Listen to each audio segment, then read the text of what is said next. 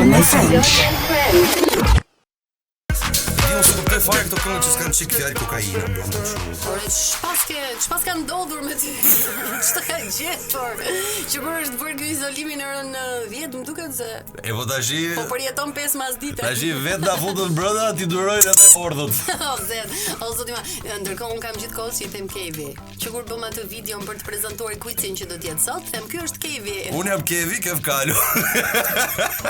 Kevi është porru me jeta ime. Më ndër të qetë dhe kursje. Shiko, nuk e fajin, sepse unë edhe Kevi jemi të dy kaçurrelsa, kështu Të dy që nga Elbasani. Për më tepër. Dhe të dy të hidhur. çik si shumë, tha. Si shumë.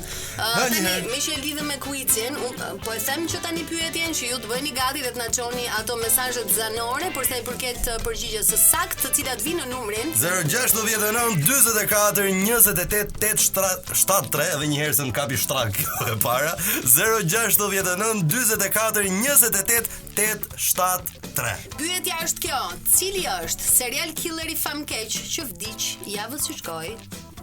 Ju thash një ndim. S'duhet ta thoja se kur vdiq Nise.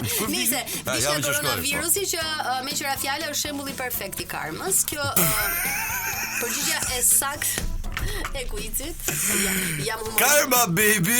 Yes baby.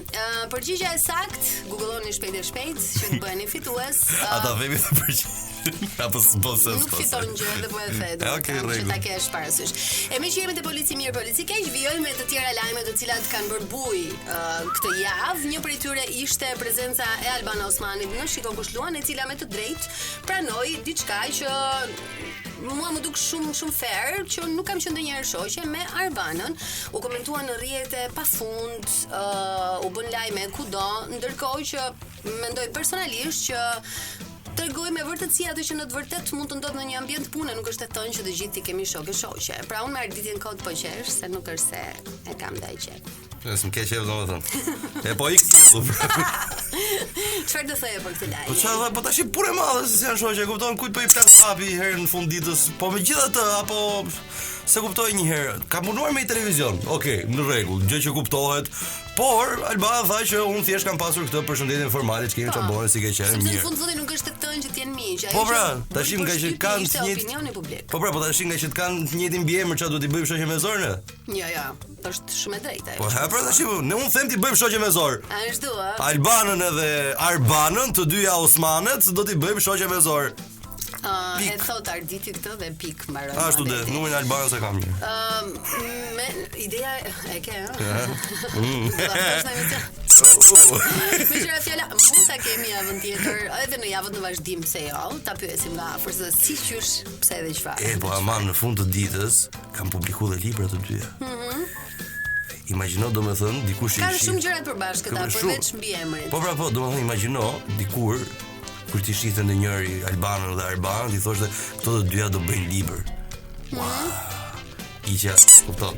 Okej. Bebe Rexha do të vi tani. Bebe Rexha, po kjo çka ka bënë gjë për jetën? Bebe i them. Kjo kishte bë se ç'a bën me flokët kjo. Kjo është e paparë fare, sepse kishte bë flokët e kuqe, në shtëpi kishte publikuar video në Instagram. Tash i u mërzit me këto flokët e kuqe, ka dalë ky trendi që me lyj vetëm këto dy fije të leshtë para të flokëve, edhe praktikisht nuk lyn pjesën tjetër. Edhe tash i kishte bë një herë kishte bë bjonde, tash i ka bë zeza. Se merre vesh këtë muhabet, po gjithsesi këtë këngën e kemi shumë qejf bashkëpunimi me Doja Cat. Jemi çik xhelosin nga natyra, po ç'a ti bëjmë, baby? I'm jealous. Pardon my French.